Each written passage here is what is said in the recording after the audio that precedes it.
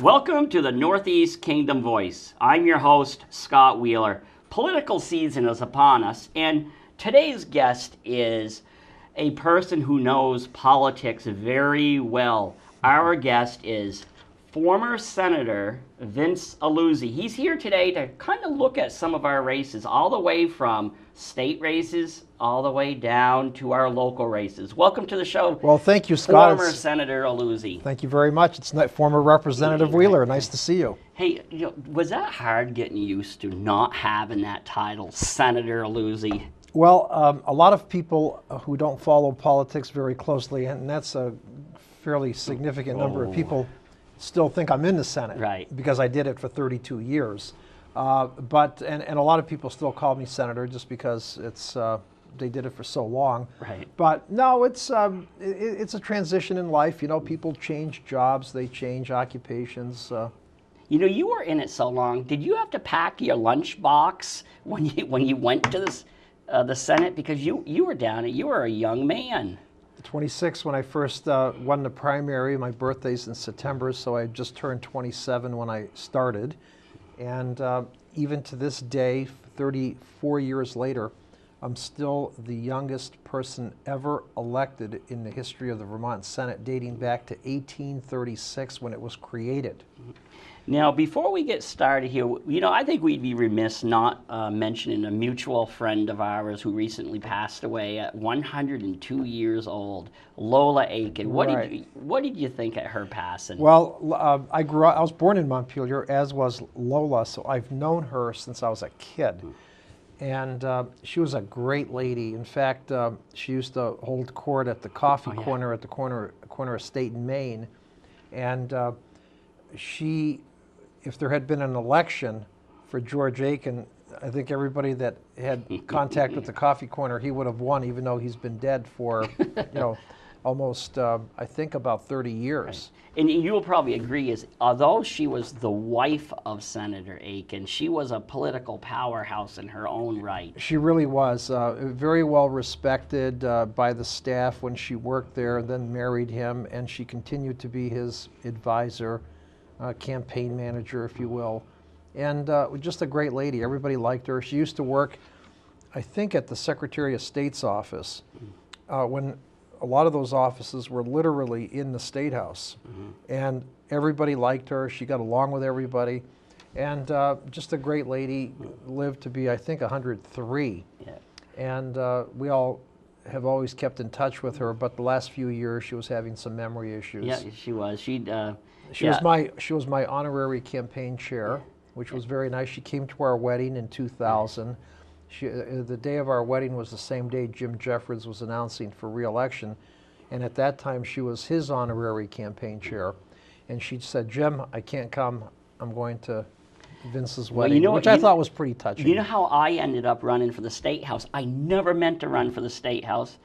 I actually, Lou Shattuck, I don't know if you ever knew Lou. From Hardwick. Yeah, Lou introduced me to Lola. Shattuck Hill. To do I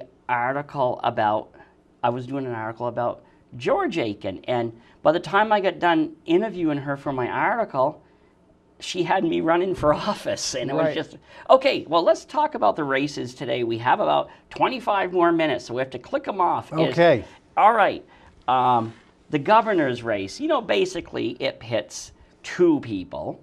It pits Governor Shumlin, who you served with as a senator for many years, and then Scott Milne, who's a very well-known businessman. Right. And there's also a third candidate who's come on very strong, Dan Feliciano, who I think lives in the Colchester, Essex area.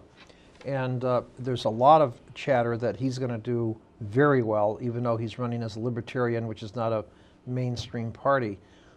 Scott is a great guy. I served in the legislature with Marion Milne, his mother, who recently died. His father is Don Milne, who's the clerk of the House, and I think was clerk when you were there. Right, sure he was. And so he comes from a very well-known family from Barrie, which is where my father worked in the granite industry for his most of his career. And Scott does not have the grasp of the issues as well as either Dan or Peter Shumlin. I served with Peter in the Senate. He was pro tem, and I was, chair of economic development. So my prediction there is that although the poll numbers are suggesting that Peter will not do as well as he has in the last election, that he will nonetheless win the race, although I think it's going to be a fairly close toss-up between who comes in second, Dan or Scott Milne. But what happens with the Libertarian? Who's he going to draw the votes from? I think it'll divide the anti-Shumlin vote. When you're governor, and I know this as a prosecutor, you make a decision, you're going to get somebody upset. Some people will like it, some people won't. The people that don't like it are the ones who tend to remember. And so he's made some decisions, whether it's budgets or solar or wind. There's a lot of controversial issues, closing Vermont Yankee in the southern part of the state, extending the Vermont gas pipeline into Addison and Rutland counties. So you can go around the state and see where he has made decisions as governor which have angered people. And single-payer health care. I mean, the state's very divided on that question, which is somehow, which is often confused with the health care exchange. Right. They're two separate issues, but in the minds of folks who do not closely follow it, it's one big mess.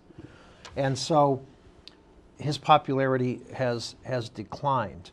But but a lot of times, independents or like libertarians, they do draw more from, like, will they draw enough away from Governor Shumlin to have Scott win?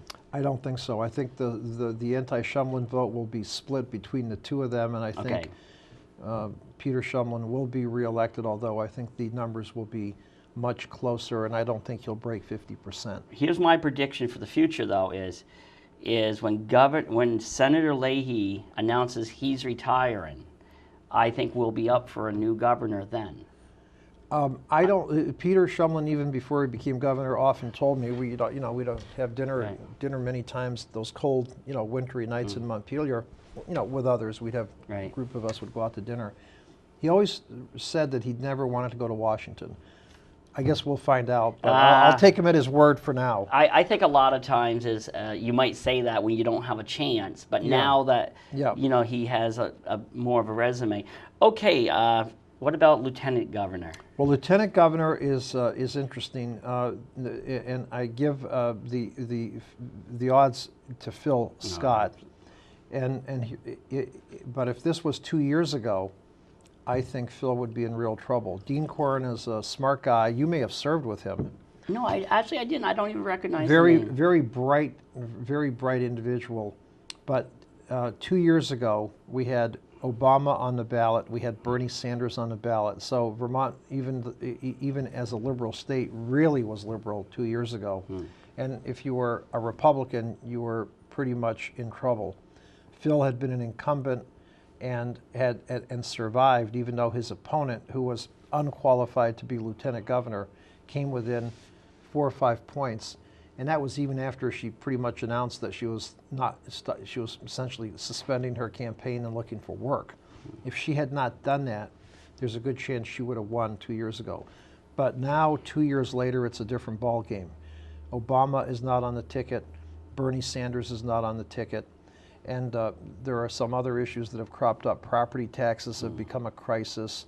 And so I think people are looking for an alternative, and I think Phil Scott presents that alternative that will essentially give people a chance to relax and not be at the cutting edge of every social and political issue that this nation is facing.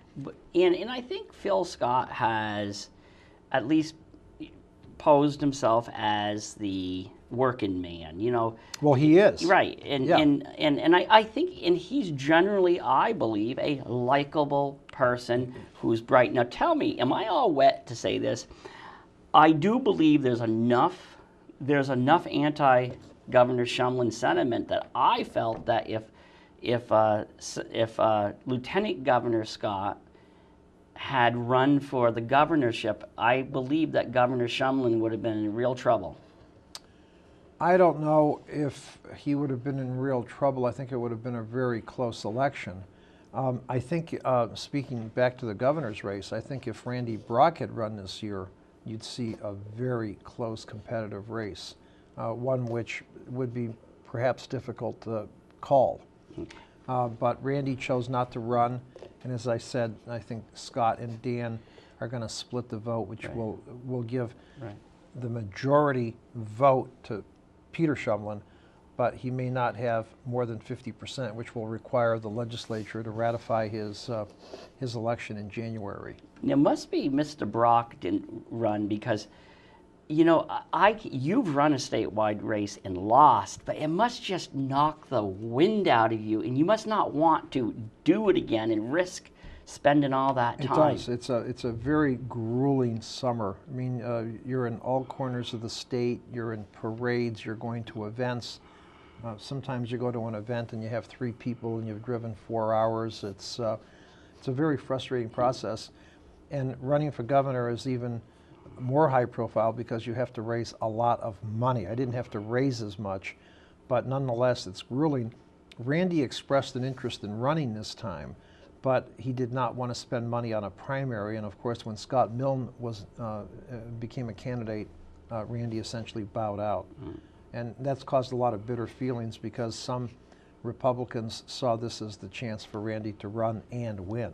I know there was talk about, I can't recall her first name, and I've got to admit, I'm glad she made the right decision. Schumann. Heidi Sherman from Stowe. Right. And you served with her. Right. Yeah. And although she's a very bright person, I certainly didn't view her as a real contender. I don't think she would have done that well, but she is very bright. She's very pro-business. And she's actually started a business PAC where they've given small contributions to pro-business candidates for the legislature. Right. Now, do we have any other statewide races, any real Well, ones? Congress, Peter Welch is up and has a number of what I'd consider nominal opponents, so probably he'll be reelected. Yeah, you know, I might be, you know, I consider myself an independent who takes a slight lean more towards the Republicans. Kind of like you. You know, you've been told, it's been said that you're a Republican, you're a Democrat who just thinks you're a Republican, and but I think I think most of us, we're a little bit of everything. We try to pigeonhole ourselves, but I kind of think Congressman Welch has done a pretty decent job. Yeah, he's a good guy. I served in the Senate with him as well. He and I got started together in 1981. He was elected from Windsor County, and has always been a decent person, personally, one-on-one. And when I read stories coming out of Washington, I find that he does what you and I did, and that is try to work with the opposite party, which in Washington is somewhat of a no-no, but you know, he's trying to form coalitions. Yeah, and I don't always agree, but on the other hand, let's be real. In politics, if you're going to be mad at everybody that you disagree with on one issue, you're going to be mad at everybody. That's right.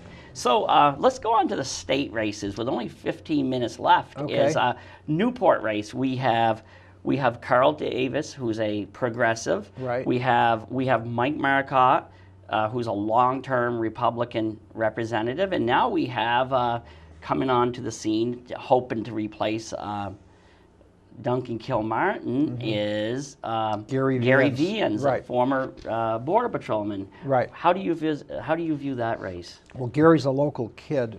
He used to work at the Newport Police Department before he went to Border Patrol, and I give the edge to Gary simply because he's a local kid, worked locally, went to school locally, and is campaigning after having won the primary. And he's obviously endorsed by Mike Marcotte too, because they campaigned together. And you know, maybe I might be wrong to say this, but I do believe that Mike Marcotte is one of the most respected representatives in the State House. Yes.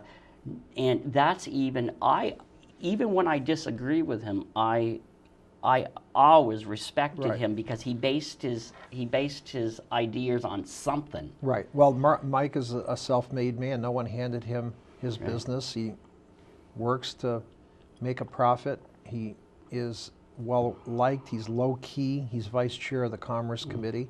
I dealt with him because I was chairman of the Senate Commerce Committee. And we found common ground in many areas. We disagreed on other areas, but everybody likes Mike, which is important. you know, at the State House, there's a saying, it's not what you're asking, it's who's asking. You've heard that before. Oh, yeah. So if somebody doesn't like you, or if you've been in their face or antagonized them, as a former representative in this area did back in the 1990s, then you can't get very far. But Mike is well liked. He's got well-grounded ideas, and he's very successful.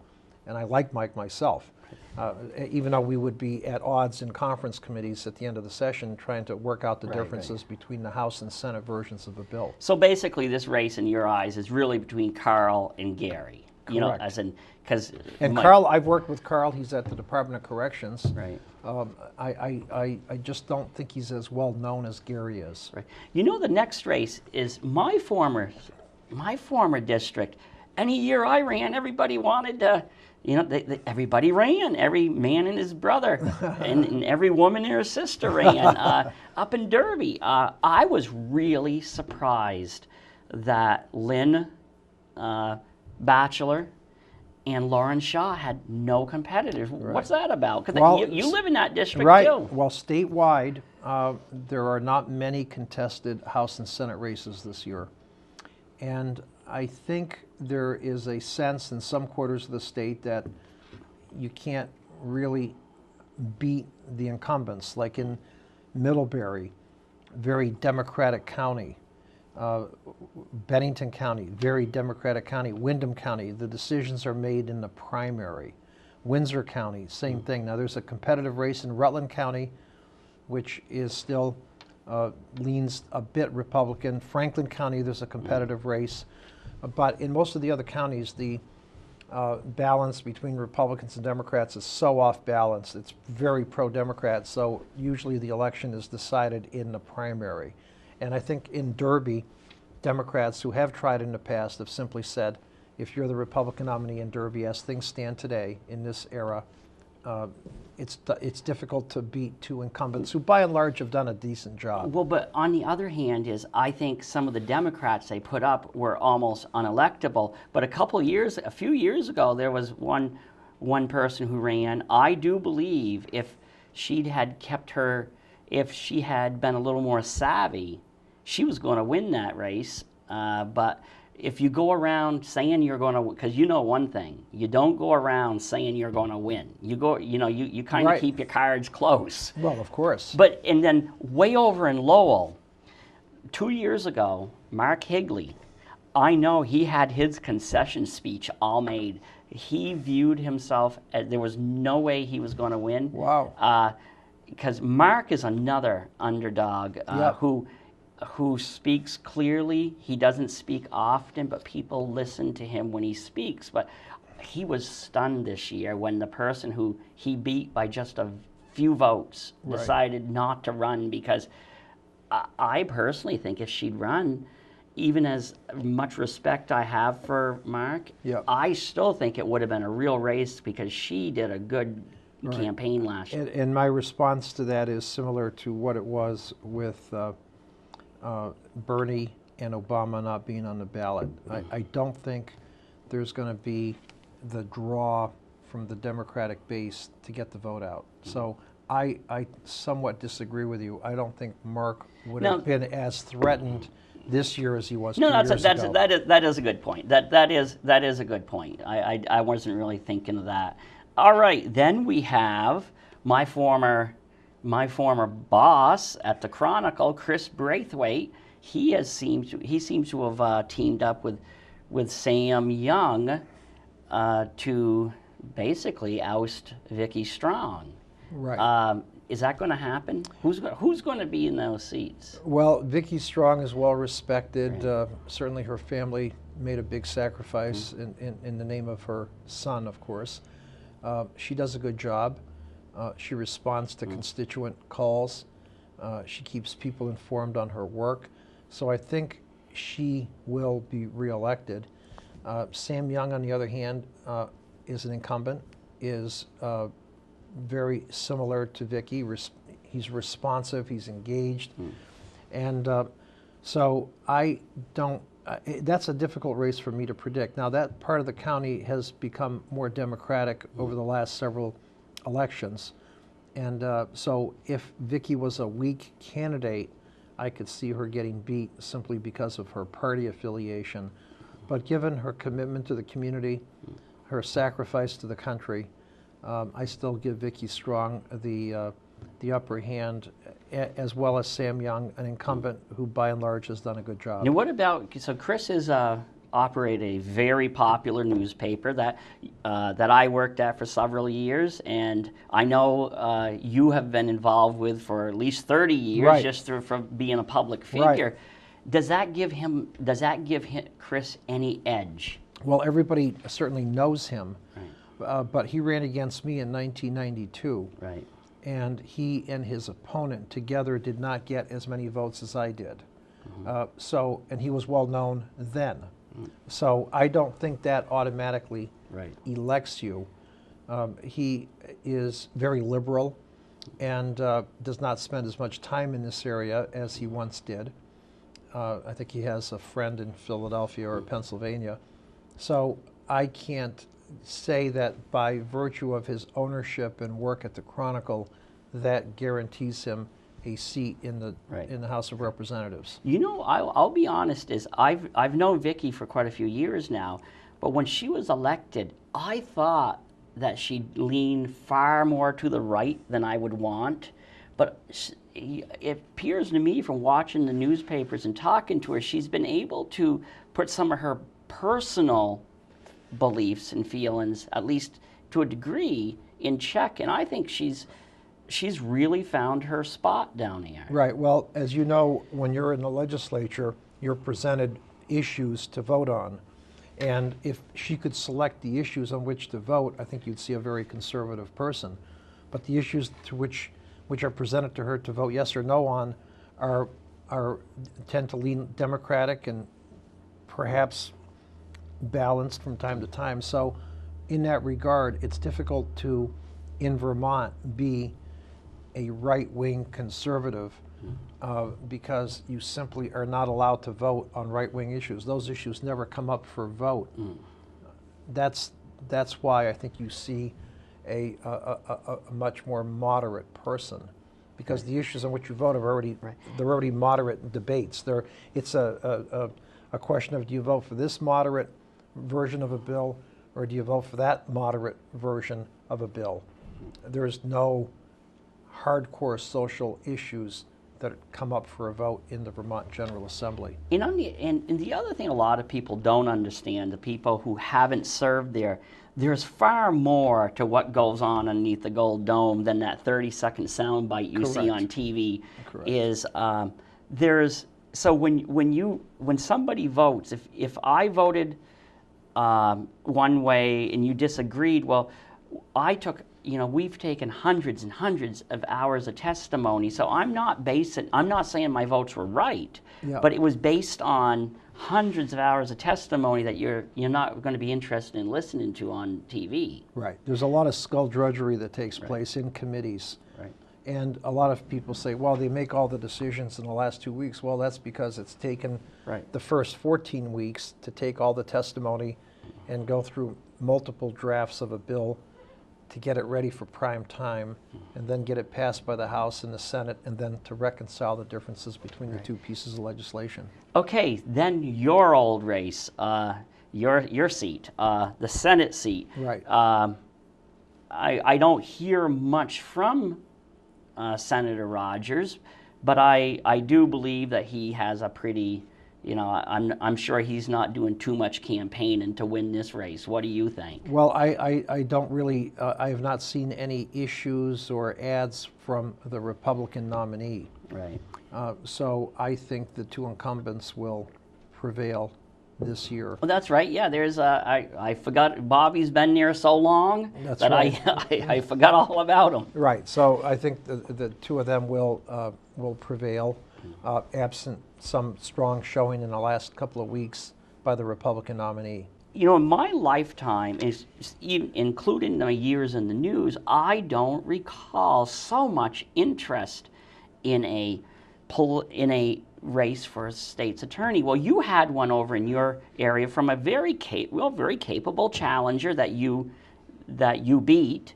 But here in Orleans County, it's been phenomenal to watch. You know, I look at it as a good thing because I like people becoming engaged in some of these races. First of all, I don't understand even why the state's attorneys, why that position's even a political one. But who do you think's going to? We have Jim Lillycrap, deputy state's attorney. Then we have Ben Lunar, who I believe was down in Caledonia County. And then we have Jen Barrett, who worked for a time here in Orleans County, and now she's a deputy prosecutor in Bennington County. Where's this one going to fall? Well, it is this year. There unusual number of state's attorneys have been challenged. There was a challenge in Grand Isle County as well, where the incumbent was actually beat. In Orleans County, the incumbent was beat in the primary. In Grand Isle County, there's a write-in challenge by the incumbent who was beat by the newcomer there. And here in this county, the way it's shaking down is you have Jim Lillycrap, who's a local resident, grew up locally, has been doing the job under Alan Franklin, but does not have the name recognition because he was not the state's attorney. And then you have Jen Barrett, who is well-liked based on relationships she developed when she worked here 2 or 3 years ago, and is supported by the Republican legislators like Lauren Shaw and those folks. So I'd say, as it stands now, it's probably a race between Jen Barrett and Jim Lillycrap, and I can't. It's a difficult one for me to call. Ben Luna's a great guy. He worked in Caledonia County. He left, worked out west, then came back. I don't think Ben is well known in the area. He's really out. I will say though, he's really out there. Yes, He's everywhere. But I have to believe. My opinion is, well, Jen is a Republican. This is a largely Republican area. Right. But Jim does have deep roots here. Yep. But I still have to wonder, because Ben is going to draw some votes. Where is he going to draw them from? Right, and I can't answer that question. I think that is. I think that one is a hard race. I think it's the only really race to watch election night as to how that plays out. I think both have positive attributes. Jen, again, is supported by some in law enforcement and some legislators, and Jim Lillycrap's a local kid who's been doing the job and by all accounts doing a decent job. So if I had to bet, I'd probably give it to the nod to the Republican candidate simply because of the party affiliation. But that by no means is a scientific guess. It's just a shot in the dark. And so I think it's really between Jen and Jim. Right. Okay, in closing, are we ever going to see you back on a ballot other than state's attorney? Well, I decided not to run for the Senate for a couple of reasons. You know, people like or not like Peter Shumlin. He did do a good job as pro tem. When he left, things fell apart, and it was a difficult place for me to continue to work. It was very frustrating. So that, along with a couple of other committee chairs with which my committee interacted, made life very difficult. I felt like I was beating my head against the wall for no purpose. So my first decision was not to run again. That doesn't mean that I won't run again in the future, particularly if there's a change in some of the personnel, some of the makeup in the Senate. And certainly after working there for 32 years, I know how the place works.